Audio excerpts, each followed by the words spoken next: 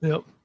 Now, I have to believe that coming at it from a very different angle as far as like your work, right?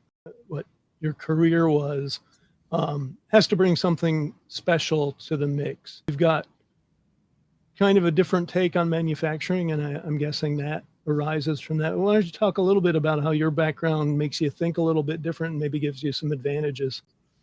Yeah, it's funny now because after doing it for a while, when every once in a while I'll hear about somebody who's going into manufacturing and they only have a software background. I'm like, oh, you're not going to make it. You software guys, you don't know what you're getting into. But I was that guy, and oh my gosh, it was probably the number one weapon that we had, was not knowing what we were getting into. And so we approached it completely differently. I think if you gave a bunch of kids a basketball and put them on a basketball court and they had never seen basketball before, they would invent amazing rules. They would do Probably. stuff that Yep. that never been done.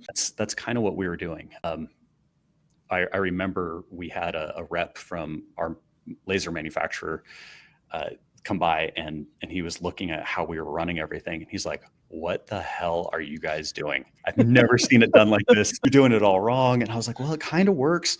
But just that lack of knowledge and coming from a completely different background was great for manufacturing. But then also we got to leverage the best parts of software into manufacturing. And that's where Yep.